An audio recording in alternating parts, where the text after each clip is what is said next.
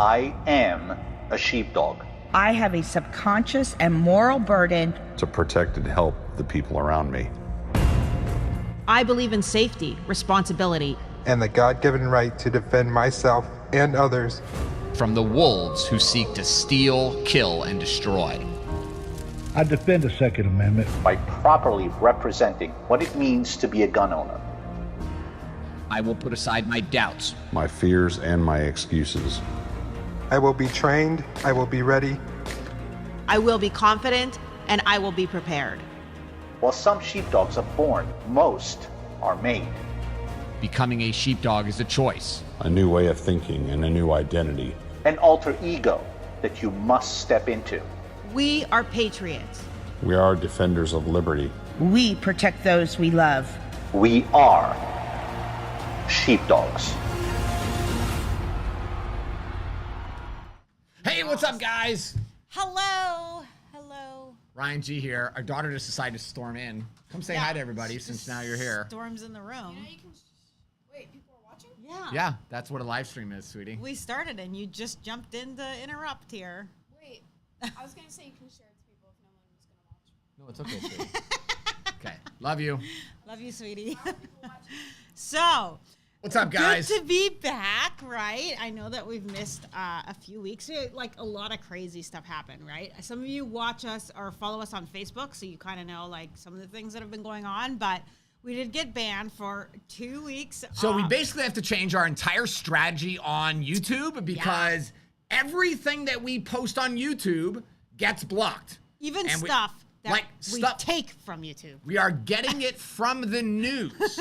And YouTube is saying that we are promoting violence. Yeah. So we have to change everything. We're basically just going to run pictures of bunnies and flowers. And hopefully the 19-year-old in California will not block us on YouTube any longer. It's pretty crazy because, like, the silliest things will get blocked. And I know... Like a testimonial from a happy customer. And they literally are like, oh, you're promoting violence. Yeah. Oh, okay. And I know, like, what some of you are going to do. You're going to say, like, go on Rumble, go on Rumble. I get it, but we have, like, probably 80 or 100 videos. Now we have hundreds of videos on Rumble. Rumble. Nobody watches them. No, I got an email the other day out of the blue. So I put these videos up, like, I don't know, 2-3 years ago, and I got an email, and it was like, oh, thanks for this video. And I was thinking, really? That's, like, I get one comment on a video that's been up for 3 years? So just people are not on Rumble like they are on YouTube. So I get it, but it just doesn't work. It doesn't make sense. So that happened. Start a floral business. Yeah, right. That's what the mafia do. That is, right? That's how they, like, embezzle money. So that happened, and then, like, 2 Mondays ago, I think it was, Ryan was just loading up the car to go to a range appointment, okay? And then... No, it was a Friday. Yeah, it was a Friday. And you're like 30 minutes, right? You got to leave. You got your appointment. And I get this text that says, answer your phone or something like that. I'm like, not answering my phone. Who is that? Like, why am I going to answer my phone to that kind of text? And then they text back and say, your son is hurt. He fell in front of my house. And I'm thinking... Well, my kids are all in the house. Lincoln's watching TV upstairs. Jackson's sitting beside me eating, and Paisley's sleeping like she always is. Typical teenager. So I'm thinking, like, so I texted back and said, I'm sorry, you have the wrong phone number. And then something just, like, dawned on me. Like, let's verify that all the kids are actually in the house. Yeah, even though I literally just talked to Lincoln a few minutes ago, right? So I'm like, Link! And no answer. So I'm like, oh my gosh. So I throw the phone at Ryan. I'm like, here, go get him. Because she texted the address really quick. Okay, but she texted me just the number, like 2565. So I jump on my golf cart, White Lightning, and I launch like a freaking fighter jet off an aircraft carrier, launch into the driveway. And then I'm like, what street am I going to? I don't even know what street I'm going to. And we don't even really know this. There's only 3 streets, but we don't know which street is which. So you have to drive around. Well, there's more than that. There's 5 streets altogether in our neighborhood. But anyway, I'm like driving around, and of course I get stuck behind the slowest flippin' driver in our neighborhood. Like the golf cart goes faster? I was going to pass that guy, but I was like, oh my God, this is gonna make it even worse, right?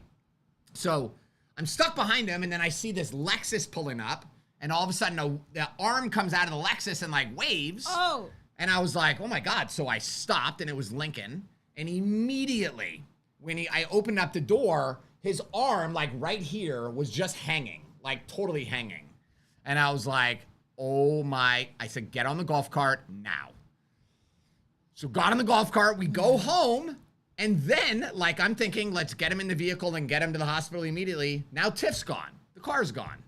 Because I threw the phone to him, so then he took my phone. He took my phone. Instead of just looking at the address, he took my phone. So I'm thinking, oh my gosh, if this is bad and it's a head injury, we gotta, get him to the hospital ASAP. Like, we don't want him on the golf cart, da-da-da-da. So I'm thinking all this stuff. So I'm like, I'm gonna jump in the car. And then I'm like, Ryan can't even text me or call me because he's got my phone.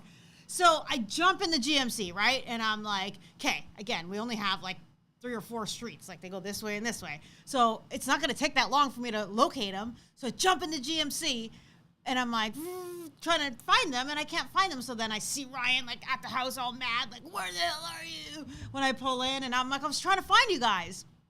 So then I see Lincoln's arm. And I'm like, oh, yeah, that's a bad one. So I told Ryan, I'm like, go to class. There's no use of you missing class because I can handle this. I can take him to the ER. So Lincoln gets in my car. But Ryan, I get it. You couldn't concentrate. It said I can't be at the gun range with a bunch of students and be responsible for their safety while I'm stressed out about Lincoln. Like, I would not be able to concentrate and focus. Yeah. And it would be dangerous for everybody. Yeah, I didn't actually think about that part, that you couldn't, that it's not fair for you to try and, because, like, some of you on Facebook, you've seen the pictures, and those are kind of like even like not that bad because it's resting on a pillow. But like it was like right here, just like a broken twig. Yeah, it was gross. It was bad. So got him to the ER. They did some crazy stuff. Okay, so this doctor, they put him under ketamine, which I don't do illegal narcotics anymore. But apparently on the street, it's called Special K. Ketamine seems pretty fun to me. Seems like a fun drug. So not really. It does. They put him under ketamine, and then he's like out. We forgot. We should have showed the video. Okay, so the doctor, they had to like set the bone in his arm, right? So the doctor like started pulling on his arm like as hard as you would pull a human's arm, trying to break it. And then he had to like snap it into place. No, and if you've ever, he had to like get more leverage too. He like got backed up. Yeah, he went like this and had like his elbow like this as he's bending it. And then he's like, and then all you hear is like you're cracking your neck. And we're like, and he looks at Ryan. Ryan's like, he's like, are you gonna pass out? And he's like, no, I'm good. It was rough. It was wild. So, and then you look at Lincoln and he's like, totally out. But here's what was awesome: when Lincoln started coming out of the ketamine, the Special K, he kind of wakes up. And he looks at me and he goes, and his eyes were like all darting around, right? But he looks at me and he goes, you're my dad. And I said, yeah, buddy. And he goes, you came home from buying the milk. And the nurse and the thing, everybody was just cracking up. So then he goes, he like passes out again, and then he wakes up and he goes, get this damn medicine out of me. And we're like, we're trying, buddy. We're trying. And then he passes out. And he comes back to and he goes, I'm on crack. I'm on crack. I'm a crackhead. And he's not whispering this. He is screaming it in the emergency room. So like people walking by, they're like, and the nurse is busting out laughing. We couldn't even stop. And we'd asked the nurse. The nurse said like he's going to say funny stuff. And Tiff said, can we record it? And she goes, actually, it's illegal to record it. No, so at this point, said you shouldn't. At this point, I looked at the nurse and I said, I want you to know you are costing us millions of views on the internet. And finally the nurse said, she goes, go ahead and do it, because it was too good. So Lincoln looks at me and he goes, you want to buy some meth? You're saying about me? Oh, okay. And I was like, no, buddy, I don't want to buy some meth. And he goes, I got 20 keys. Kilos. Okay, so show him your arm. So they thought they had it. We went back to the orthopedic surgeon. So they casted it, and then his arm like shifted again, and he couldn't move his thumb, and his tendon got wrapped around the bone. So he had to have surgery this Thursday. They put like a massive pin in his arm on Thursday. It's like really wild. Yeah. So that's where he's at now, and he has to have the pin in there for 9 months, and then he has to go. Does he have to have the cast for 9 months? No. Oh, okay. The cast is just to protect it while it heals. So in 9 months, he has to have surgery again to remove the pin because it's so big they can't just remove it while he's awake. So all right, guys, skedaddle. Go. Go. Go. Love you. Good night. Bye. Okay, go have your ice cream and then go to bed.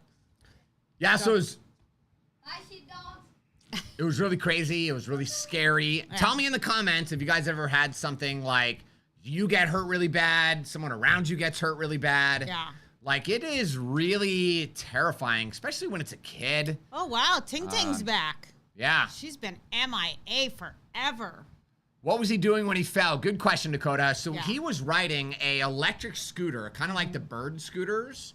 And we have two of them. One of them, it has like an electric brake, and you could be going as fast as possible, which it goes like 25 kilometers an hour.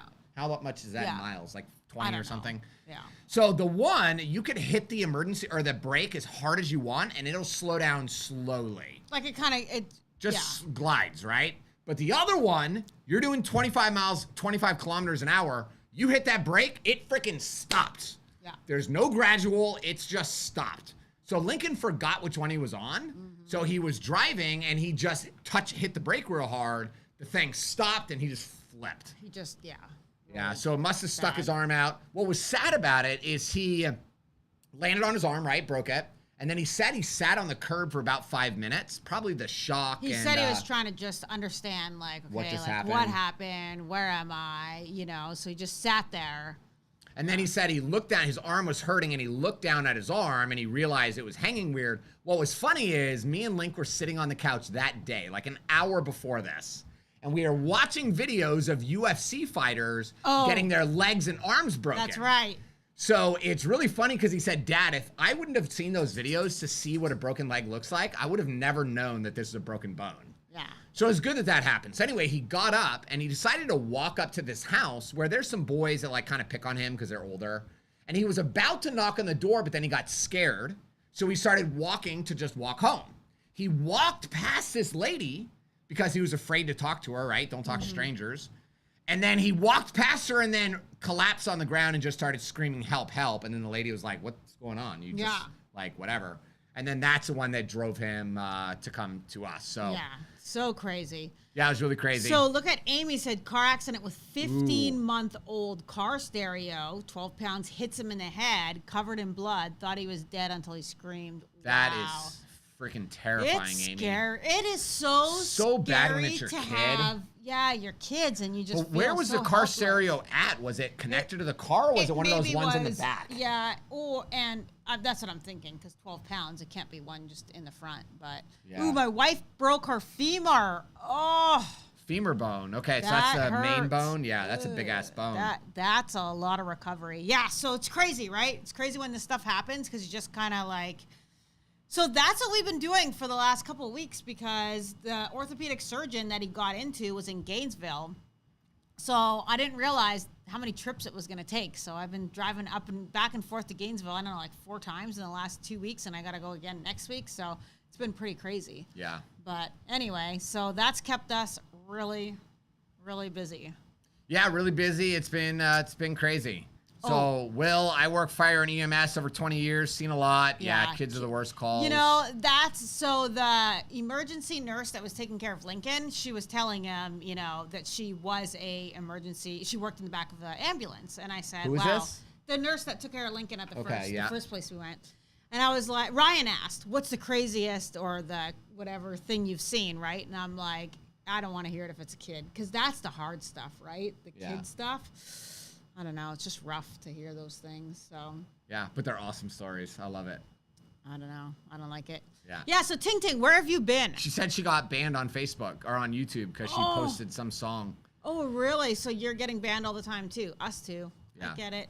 You need to It's start a new account. really sucks. It's very very hard to deal with all the restrictions and stuff. But who cares? Just keep moving on. I know. So we'll have to figure out how to share some stuff, because we really can't show like even news stories where somebody, it's just like what they're doing, and then our opinion of it, they feel like we're some type of. It basically is like even videos that we have of me just touching a gun, they say that we're promoting violence. So, and it's getting worse and worse as stuff just progresses. And it could be some troll POS that just is doing it and saying that it's hate, and they know that it could be. Makes sense. Yeah. I have somebody on the Warrior Cloud channel. If you guys are a firearms instructor looking to grow your business, go to Warrior Cloud YouTube channel. But I have somebody on there. It doesn't matter what video I upload. You get This get person this? does a down arrow. Do you remember though when you started Which Tampa is Carey? awesome. It was the same thing. They down arrowed everything. Yeah.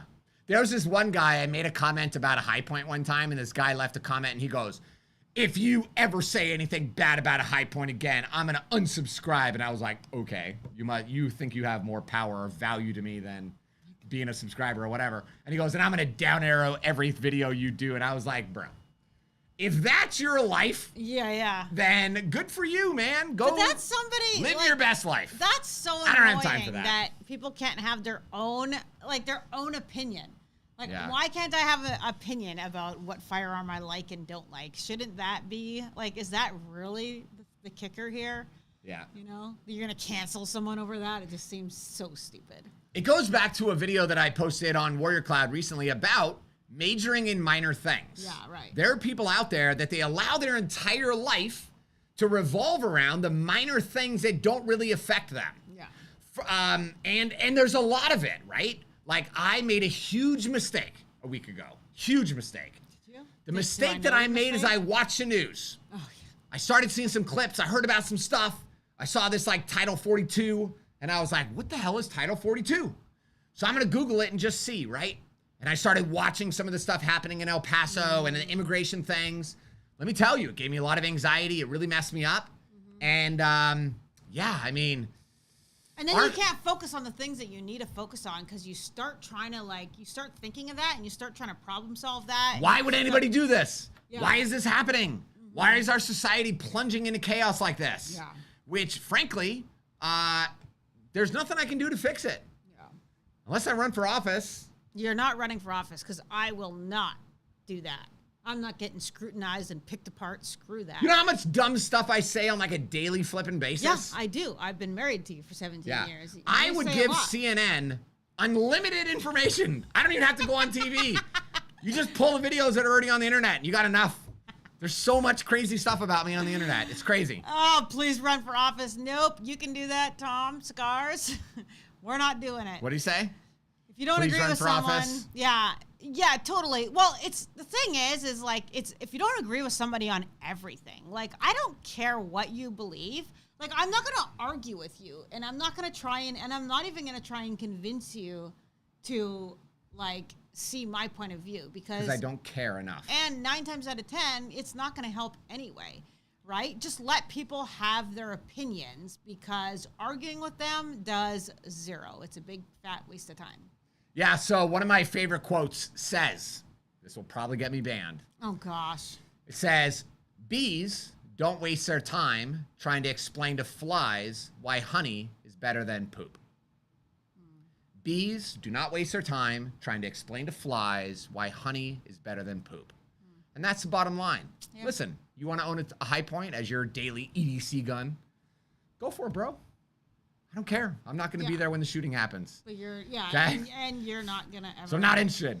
Yeah. But it's the same principle of politics, of religion. Listen, you have a right to believe whatever you want to believe. Yeah, This is America, exactly. right? And I have a right to have a conversation with you or don't. That's it. And here's the other point that I'll make. If you are only hanging out with people who think the exact same way that you think, that's a problem. Yeah.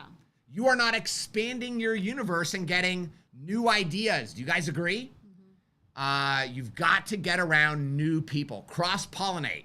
That's how you grow and that's how you get better. So anyway. Yeah, because we have lots of friends that are liberals. We have lots of friends that, like, you have know. very, very different lifestyles. Yeah.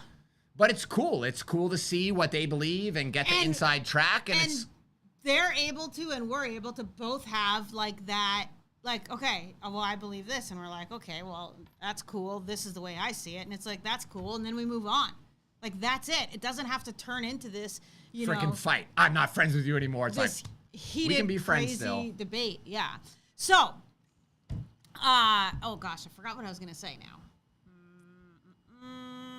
There was something else before. I was going to let you tell your stuff, but now I kind of forget it. Oh, That Alzheimer's is hitting quick, huh? Yeah. Okay. This is a total different live, right? Because we actually didn't do, normally we do like the news stories and stuff like that. Well, we haven't been on for a few weeks, so we kind of just wanted to catch you guys up, right? number one. Number two, we can't really show the news stories because we're going to probably get banned. So we have a couple things that we wanted to just kind of like update you guys on and let you know like what's going on. So that's what's going on with Lincoln, right? So this other thing is Ryan and I, we mentioned last year, it was actually right around this time last year, that we were going to start the like foster child kind of classes and stuff like that. And it's my fault. Ryan said, like, go full steam ahead, figure it out. And I let all these like false beliefs and things, you know, the what if. Fear of adopting and fostering kids. Fear, so what were the false beliefs and the fears that you had? I just thought like, okay, like what if we get this like really bad kid, right? And it like disrupts our whole family and we're in charge of like our kids. And what if I like mess up our kids and kind of like that kind of stuff, right? So I was having all these thoughts and I basically talked myself out of it, even though I know that this is 100% something that God wants us to do, right? He's been telling us for years. He's been telling both of us. We're both on the same page. So I just kept making excuses, right? Like, and then I'm like, we don't have a big enough car. Well, now we do. We don't have a big enough house. Now we do. Yeah, and then I'm like, what if I'm not a good mom? Like, you know, maybe I work too much and I don't have enough time to spend with someone. And what if, you know, like just all these what ifs. Like you must have had something. My brain is not like that. Oh, I am literally nuts. Yeah. I am literally okay. Yeah. You're like, jump out the airplane and I'll build my 1,000%. I was on a call today with one of my coaches, one of my mentors, and I was talking about some of my Facebook ads.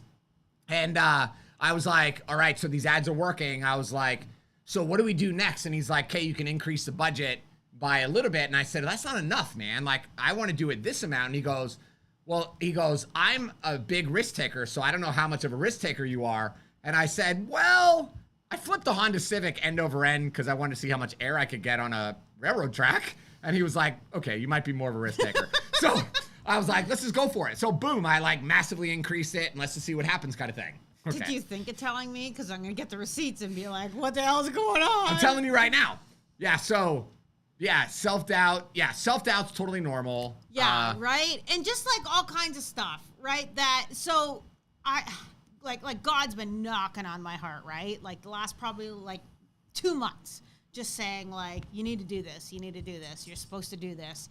And I don't know if you guys ever, like, come on, somebody on here, you have to tell me that somebody on here has had something that they know 100% that they were supposed to do, that they were called to do, that they were built to do it, but you keep making excuses of why you shouldn't do it or why you can't do it or why it's not the right time or why you don't have enough money or why you don't something. Like, there's got to be someone else. I can't be the only one fessing up to this stuff here, okay? You guys can't leave me hanging. So anyway, I reached out to the, like the Christian Foster Organization, and last night, well, this whole week, I've been watching like all these different documentaries about like fostering and adoption, and every single one of those videos like broke a false belief that I had and totally made me feel like not only do we have to do this, we have to do this now, and we have to like get our butts in gear because there are so many. So tell them kids. some of the stats and tell them about the kid living in the prison. Just because they didn't have a foster care home for him to go to. This is just crazy, right? So I don't know the numbers offhand right now, but it was something like in Florida, 200,000 kids go into foster care every single year, but they only have like 33,000 homes. And out of those 33,000 homes, like there's a fraction of them, I don't know what the fraction is. I just know from the news stories that are totally bad foster homes, right? They're doing it just for the money. They're total scumbags.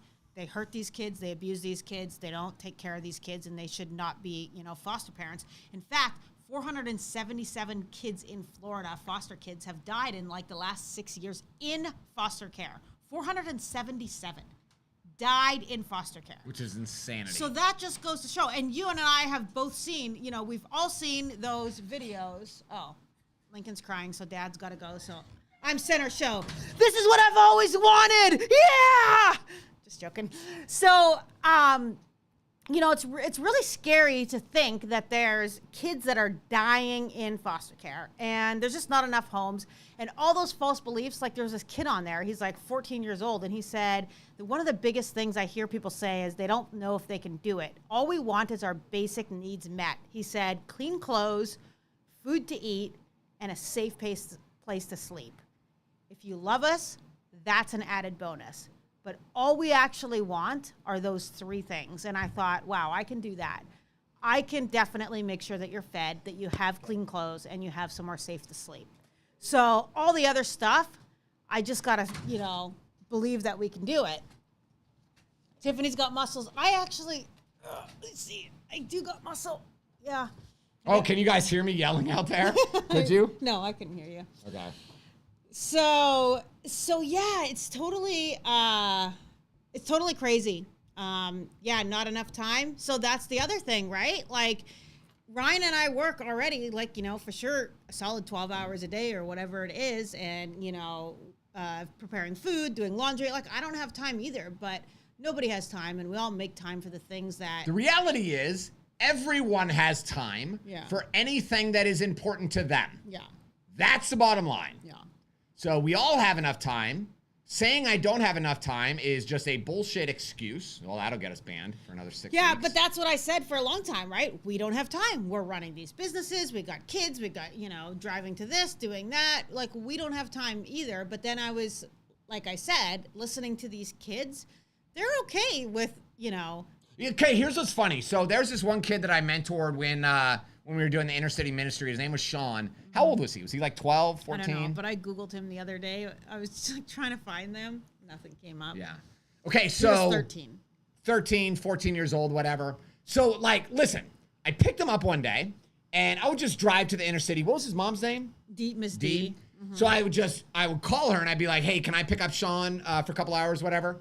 So I go pick him up. I brought him to the church, and we had to, like, clean this whole, like, it was a disaster. It was like 1,000 square foot. It left for years, and it was just a mess. So me and him are in there. I was not being nice. We're, like, cleaning. We're packing all the stuff. Why do I believe this story already? I'm like, work harder, get the stuff in there. Come on, let's go, man. Like, we got to hustle, Hurry right? up. and then finally, it's like hot because there's no air conditioning in this building. So we're hot, we're working, we're busting our butts. And then finally he says to me, as I'm like hustling, right? He goes, hey, Mr. Ryan. And I said, what, Sean? And he goes, thanks for picking me up today. Because the lesson there is that was better than him being in the projects, right? Yeah. Is just to be able to spend some time with somebody and not be in a dangerous environment where he's watching stabbings and shootings and drug deals and all that other stuff. Yeah, so his mom, she had all these wounds, like scars all over. Her ears were all her earrings were ripped out, so she had like lines all the way down, right? And she had all these stabbings. She got stabbed 7 times through her door. There was knife things. From the father of one of the kids. From the father of one of the youngest kids, stabbed through her door. So, I mean, like, the kids are seeing this kind of stuff, right? Yeah. Like, it's just, like, to think that I can't, or any of us can't give them, a better home or a better situation than they're already in is just hogwash, Yeah. So, anyway, Ryan and I'm like, okay, now we have to get this done quick. So that's another thing. Now we got to add that to our schedule because we have to do 24-hour classes, and it's not online. Because why would the government make it easy for you to do anything? Yeah. You complain that there's not enough foster parents. It's really funny to me because the way that Tiff and I think with systems and stuff, dude, I'd automate this entire flipping thing. Yeah. This is not that difficult to run a background check on us, verify our income, like have us go through a course. You can monitor and make sure we're actually watching it, have some good quizzes and tests in there. For sure. You can automate this entire thing.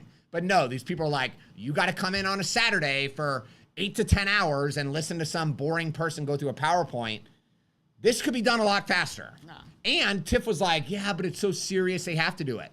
Listen. Well, what I was 500 children already died in your care, so clearly your system is not working. True.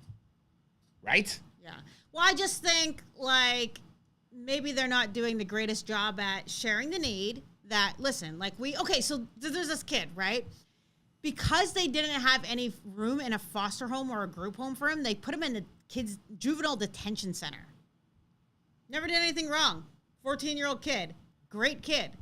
Juvenile detention center to live with criminals, eat prison food, just because he doesn't have a place to go.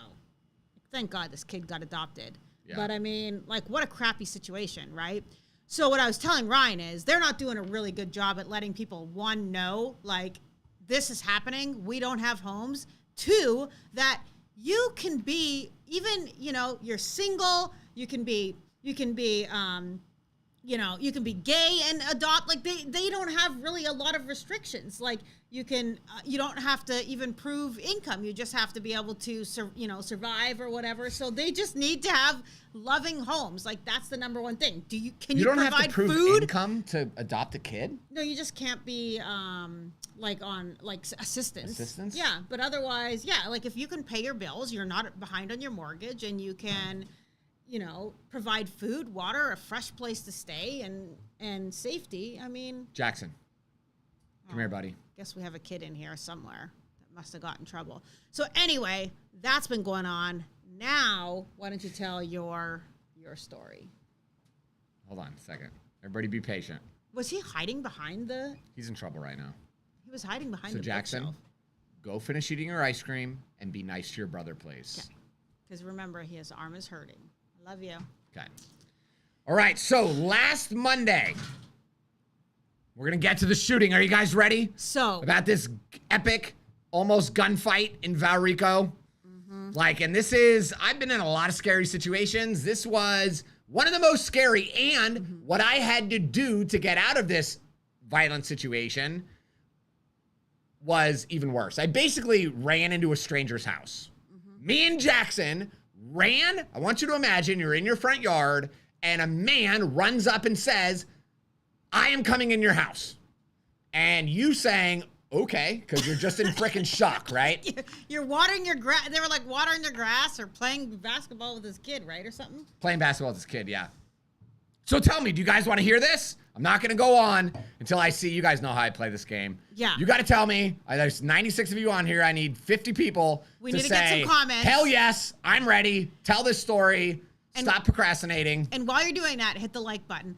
So, I mean, really, put this in perspective. You're outside playing with your kid basketball. The wife was watering the plants. And you have a random man run into your Sprinting, yard. Okay. And a child. With a child. Saying, I need to hide in your house. What do you do? Because somebody is trying to shoot me. Because someone's trying to shoot me. What do you do? What do you do? Okay, lots of people. I'm ready. Tell the damn story. I know, right? Okay, all right. So here's what happened. Live stream breaks. That'd be freaking funny, man. It would be funny. Okay, so, yeah. Side story. Paisley was filming a TikTok for her thing, and it was supposed to be like a horror TikTok, and right when she was filming it, the freaking power flashed. Do you remember that? Yeah. And we were like, oh, Paisley, how'd you do that transition? She's like, that was natural, Dad. The power went out. I was like, oh, wow, that's cool.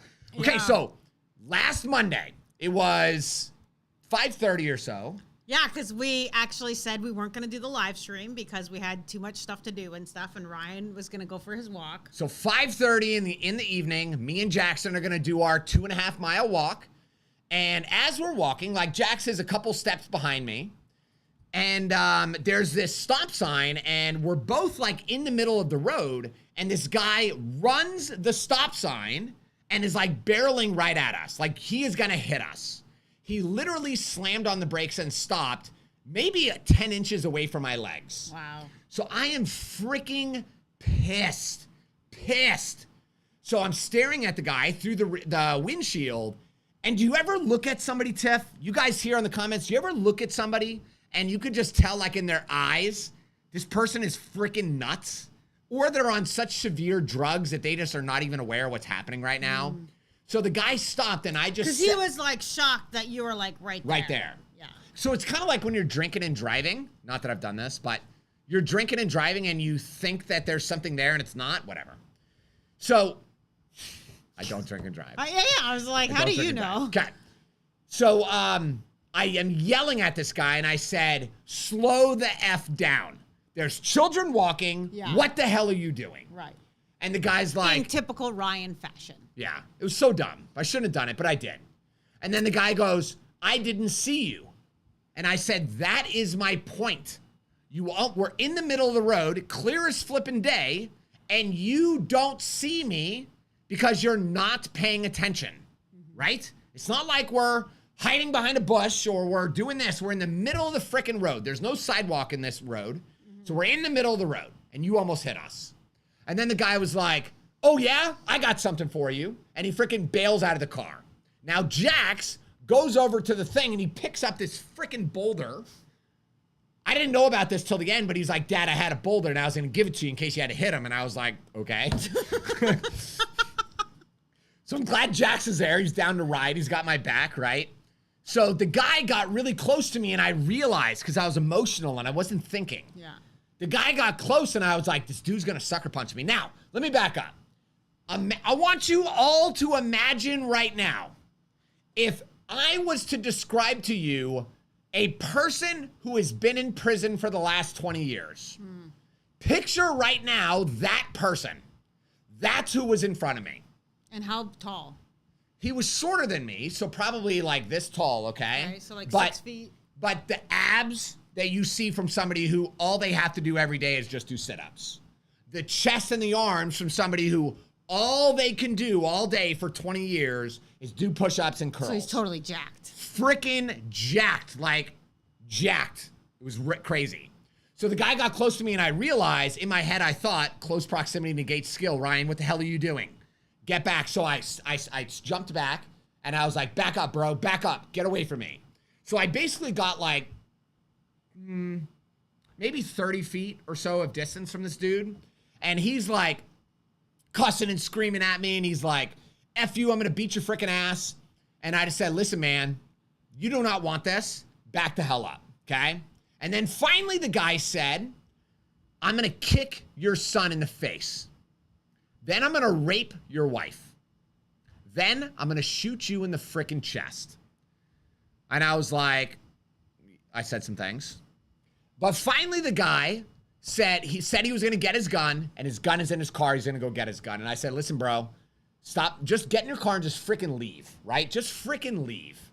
The guy said he's going to get his gun. So he turns around and bolts for his car.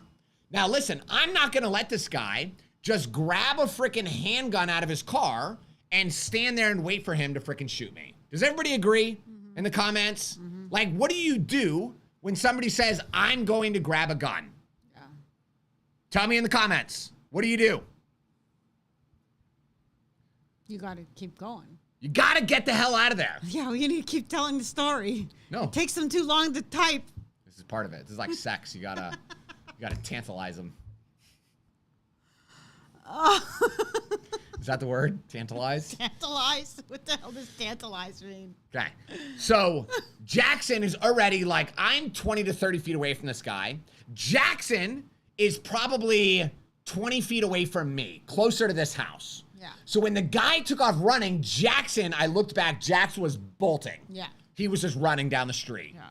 So I freaking turned and just started sprinting.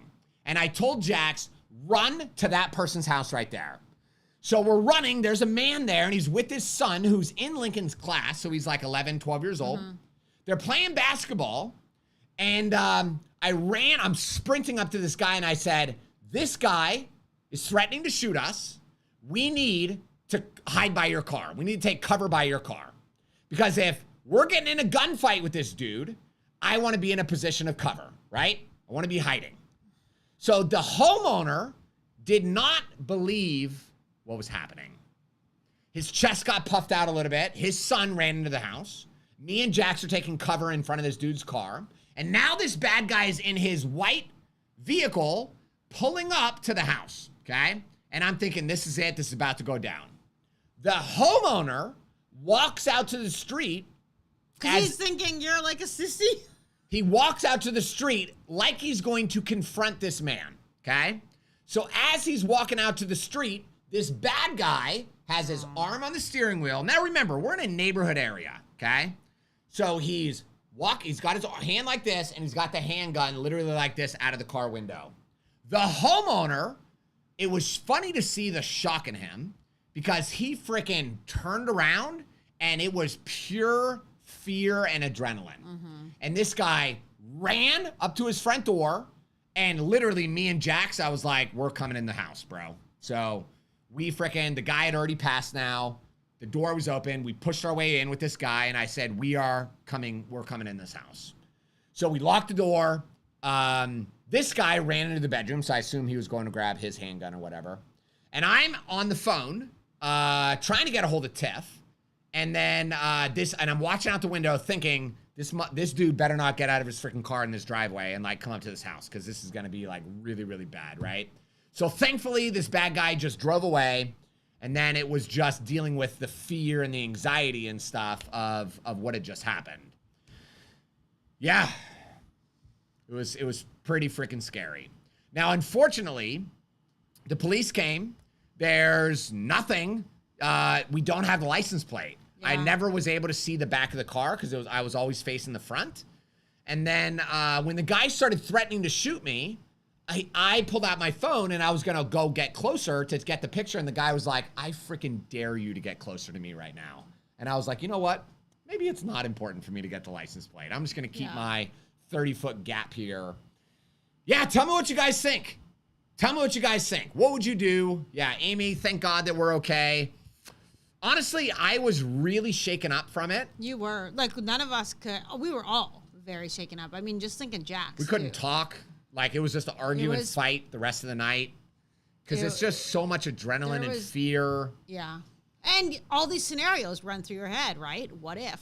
What if he would have shot at me? What if he would have shot the homeowner? The homeowner. When the homeowner walked up to his car and he would have just killed this guy, who basically would be my fault that I ran up to this dude's home and then this guy just ends up killing the homeowner because I chose his house to get safety in. Any cameras? We don't know. So listen. I thought about posting it on the group and finding out, like, getting a camera of the car passing by, because a lot of people have Ring doorbells, and I was like, I could post it in the Ring group, I could post it in the Valrico group, and somebody will probably have something. But then I was thinking, they're not going to have the they might get the make and model. Yeah. But that's still not enough. I mean, I can't just tell the police, here's the make and model, right? Yeah. So I didn't actually go down that route because I thought, you know what, there's no way, there was no like house that would have been facing perfectly facing where it. You could see, you know, like a roundabout or something where you could actually see the license plate at any point. So I thought that's kind of pointless. We did make, you know, a police report just in case something like that with this guy happens again. Like, maybe he's in our neighborhood, maybe he's in our area, maybe he frequents this neighborhood, right? Like, we don't know. But we definitely want to have something documented in case this psycho. Yeah, that's what I told the sheriff. I said, like, the guy he might live around here. Yeah. You know, I do not walk down there anymore. I go for a different walk, which is double the distance, but it's okay. But, you know, we ride our scooters down there, ride our golf carts down there. We won't do it for a couple months, so probably. Yeah. But I said we might run into this dude again, and I want to make sure that if I do end up smoking this guy in the future, I want to make sure there's at least a little bit of a paper trail of what's happening. And the sheriff was like, yeah, I totally agree, man. So it was this guy's mistake, but it just goes to show that it doesn't matter whose mistake it is because people are not smart enough to understand when something is their fault. Yeah. Right? And so if this would have been me, I mean, you're just like, hey, listen, I effed up, man. I'm sorry. Yeah. I wasn't paying attention. I almost hit you, and I'm very sorry. And then you just move on. But it's not like that anymore. It is not like that. And, you know, you say it all the time. You never know who you're dealing with. And that was my biggest takeaway from this was you never know who you're dealing with. A simple thing that you could do, you know, 5 years ago, 10 years ago, flip someone off in traffic that normally wouldn't amount to anything but getting the bird flipped back, now is turning into, I'm going to shoot you. Look at that motorcyclist that just got killed in Riverview at the Wawa gas station. Yeah, what happened with that? I've only heard like bits and pieces. Do you know? So, from what I gather, it was just like a little kind of road rage thing, and he pulled. Car just pulled up and gunned him down, and then just drove away. Right? Yeah. 25 years old, dead. Like, okay, maybe the kid cut you off. Maybe he did something. Maybe he was an asshole. Doesn't deserve to die. But the difference between, 5-10 years ago to now, people actually think that you deserve to die because you cut me off. You deserve to die because you flipped me off. People actually think that way. They think they are justified and they have zero control, and unfortunately, well, you said it in your class, you had a whole bunch of new people coming to get a concealed carry permit because now they're worried about every Tom, Dick, and Harry just picking up a gun and carrying it. Dude, I heard this quote or this statistic about permitless carry. I do not know if this is true, but if it is true, it just shows what's about to happen on July 1st. This was from a instructor in Texas was telling me, shared this. Yeah. But after permitless carry passed in Texas, allegedly there was a 24,000 firearm-related crimes that happened in the months right after permitless carry. Yeah. Because now every knucklehead, they just believe what their cousin and Aunt Jane gun store employee told them that they could do with a gun, and they just start walking around and doing stuff with guns.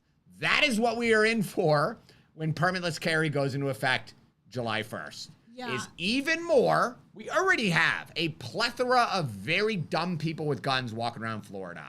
Now we're going to see even more of it. Yeah, and so the, responsible gun owners are like, now I didn't really think I had to carry a gun, but now I want to, because now I'm worried about how many more people are going to be carrying a firearm. And I was like, you know what? I never even thought of that. Like, how many more people on the road are going to get into road rage that will have a firearm on them? How many more people are going to get in these situations like what you were in and are going to now have a firearm on them? Because they're just going to be like, oh, I can have it now. So there's just no, I don't know. It'll be interesting to see what happens. But I'm just terrified because I see the way that society's going. And I just feel like, again, 10 years ago it was much different. 20 years ago, way different, right? And then if you go back like the 80s and 90s, like we actually had respect for human life. Like you would punch someone in the face for saying something about your girlfriend or whatever, and that was fine, but it was a punch in the face. It wasn't, I'm going to beat you to death with a tire iron. Okay, I heard this guy, who was this? Maybe it was in one of my shooting classes the last couple days. But, so this guy was walking out of a McDonald's with his daughter, who's like 17, 18, beautiful, right? Yeah. And there was like 4 men by a vehicle, and they started yelling derogatory things to this girl, like, oh, you got a nice butt and all this stuff. And the dad said, shut the F up. Yeah. Don't talk to my daughter. Right. The man sitting on the tailgate of this truck looked at him and said, we're Latin kings. We'll kill you right here. That is where we are going. Where the gang members are not afraid of anybody. Now, this guy pulled his 1911 out of his holster, and apparently these guys got in their vehicle and just drove away. So maybe that's one way to deal with it. Doesn't always end that way, though, because But that's also not legal. But they also could have pulled out their own guns. Or you really going to let these dudes get back into their car now where they said their guns were and now pull up to you? Like, that's and they're going to just look up your license plate or follow you home. Like, I'm not interested in that. So it's come down to let people say whatever they want to you. Let people cut you off in traffic. Let people do whatever they want because you don't even want to say anything to anybody because you don't know who you're dealing with. Here's my solution. That's what it comes down to. You guys might not like this. Oh, gosh. My solution to all this is to get extremely rich so that I can live in a neighborhood that doesn't allow this crap. That is my solution. That is what I am going to do to fix this. You're still going to have that stuff, though. No. You send the freaking assistants out to go get your stuff. You get them to go do all your problems for you. Send them into combat. I don't have to. Does that make sense? Like with Lincoln breaking his arm, I had to go to Walgreens to get medication, and who was it? Was it me and Paisley were there? Yeah, I think it was. So me and Paisley, we pull into the parking lot, and I'm like, what the hell is happening? There's a dozen, at least, homeless people in this parking lot setting up their little camp. They're all meeting in this little area. And then we go to park. There's like more in the bushes over here. There's some by there by the back wall. And I'm like, Paisley, this is insanity. There are dozens of them, about a dozen, maybe 14. So I said to Tiff, Tiffany, you are never allowed to come to this Walgreens at night. Never.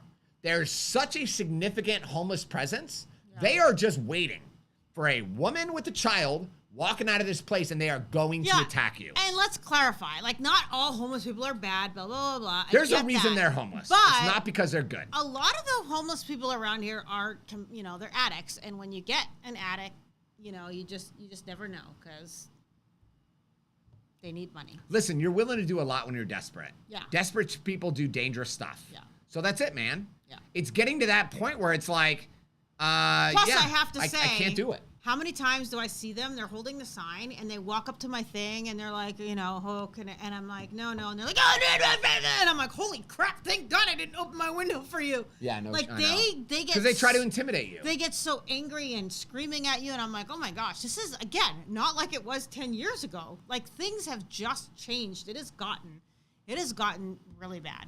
Yeah. I was at a red light the other day in Tampa, and I was in like the Sulphur Springs area, which is very dangerous, very violent. Really? Oh my God, tons of Doesn't shootings sound there. dangerous. If you drive through there, it's like remember when we used to go to Central Park, that housing project? Oh, Robles Park. Yeah, it's like it's almost like that. Not as bad as Robles, not like where they're all out on the corners, but it's that vibe. Yeah. Yeah, it's like as I'm driving and I stop at a stop sign, people are yelling things at me. Yeah. Just because I'm in a nice vehicle. Right? They're yelling things at me because I'm white with a nice vehicle in their neighborhood. They feel like they can say things. So anyway, I pull up to this light and there's this white dude in front of me in a convertible.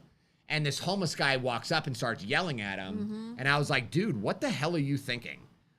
You should have, when you realize what neighborhood you were in, you should have put your freaking top up. Yeah. This is not the place you start rolling around, windows down, top down, because you are going to get hurt. Yeah, and you know when you roll up in one of those neighborhoods, because I took a wrong turn. I was supposed to go somewhere. I don't know where it was. And I took a wrong turn, and I ended up on North Nebraska. And I haven't been down North Nebraska in, like, forever, right? So I text Ryan, and I'm like, took a wrong turn. I'm going to be late. And then I'm like, you know when you feel like, okay, you need to, like, make sure your doors are locked, even though they're already locked? I said to Ryan, I said, it's funny because if you go like in a normal area, like there's just like a few people out. But if you go in an area. You know you're in a bad area where there's a ton of people walking around. They're walking around, right? They're like walking across the street, in between cars. Like it's just very, it's crazy. But you just notice the difference at how many people are just walking around. And it's very scary. So, okay, yeah, we need a bodyguard. So Bill's going to come work for us when you live in your rich neighborhood. Bill's going to come visit us? Yeah, he's going to come be your bodyguard. I'm down, You Bill. be our assistant, okay? You go get the stuff. You go do all the dangerous stuff, Bill, and I'm going to live in my nice fortress. But it is scary to think. Like, it was a big wake-up call to us because, as you guys know, we live in Valrico. Valrico's been very, very, like, I mean, it's not heavy in crime or any of that, but just to know that you can't even go for a walk with your 9-year-old kid, you know, at 5:30 on a Monday, not doing anything wrong, and the next thing you know, you're running into somebody's yard, you know, hiding and talking to the police. So it's very scary. Yeah. Yeah. I don't like the way things are going. Yeah, you do have to have, like, we've had a lot of bad stuff happen in Brandon the last couple days. There was a robbery at a gas station, somebody that I met at the gun store. Mm-hmm. The guy was pumping gas. Somebody walked up and just put a gun right in his side. Okay, sorry. Jeez. Okay. Don't poke me like that again. Okay, maybe later. So, shoved the gun right in the guy's side and said, give me everything. Or the guy was pumping gas, but he was like cleaning trash out of his car at the same time. Mm-hmm. So somebody put a gun in his side and said, give me everything you have or I'm going to kill you. Not paying attention. And the guy said, he said, I don't have any money. And the guy said, just give me your phone then. So he gave him the phone and the guy just walked away. So there's been a couple robberies at gas stations. A guy got killed at the gas station. And as inflation goes up, thank you, Joe Biden. And Hold on, it's not his fault, Tiffany. Well, inflation isn't his fault. Inflation isn't even real. Listen, as it goes up, that's called satire, people. As housing, you know, everything is getting more expensive. People are not wanting to, and then we're saying like, you know, well, you don't have to work. So as this stuff's happening, there's going to be more and more crime. And it's just really scary. And then, you know, the more immigrants and stuff that come across, it's just going to happen because we're not going to have the resources to take care of people. And this is survival, right? That's what happens. And when people are in survival mode, whether it's for their family, whether it's to support their drug addiction, whether it's for a pack of cigarettes, that's the thing. Even a pack of cigarettes, people can justify taking a life just to get $20 to buy a couple packs of cigarettes. That's what's happening. And, you know, it's scary. It's a scary time that we're living in, and it's really sad. But we definitely have to make sure that our minds are clear and we know, you know, all the things that Ryan is teaching us, right? When to get away, when to, you know, for instance, that time, like you did not stick around. You could have been like, oh, I'm going to shoot. You could have made it something. Yeah. Right? But you are like, I'm getting out of here. I'm avoiding this situation. And you have to have a clear head to be able to do that. I did not have a clear head. I know you didn't, but I was very afraid and it was very scary. Yeah. And the thing is, though, that's a total normal reaction. Yeah. And to know that, listen, you're going to have emotions that come up that you did not think were going to come up. Because I'm sure, like, if you think about it, when you thought about it after, you probably never thought that that's the way you would handle it. The lesson that I learned, the big lesson that I learned from that is, Ryan, you got to shut your freaking mouth. I agree. So, but it's so hard. I have very quick wit, if you guys haven't figured that out. And when people do dumb stuff, like I'm very fast at what I'm going to say, but people are freaking nuts. Because you could have. I could have just been like, hey, I'm sorry you almost hit me with your car. It must have been my fault. I'm so sorry, man. Have a great day. And then just walk across the street and moved on. But I'm just not going to say that. Yeah. I know that I'm not going to say that. No, but you could have just even went like, what the hell, and then kept walking. Yeah. Yeah. Which I know. Easier said than done. When you're mad, when you're upset, when somebody almost hits you and your kid, you feel like you need to say something. But I think that was a big reminder that you never know who you're dealing with, and just I'm also very loud. So I'm very loud, and I kind of like, it's kind of like a lion roaring when I get freaking angry. You don't have to tell me. It's I've been married to you for a lot of years. It's bold. It's bold is what you could say. Yeah. So, and I'm aggressive. So, and I've dealt, I grew up in Las Vegas. I dealt with a lot of crackheads and crazy ass people trying to hurt me, and I just don't know. It's my fault. So I should, whatever. But it is what it is. Yeah.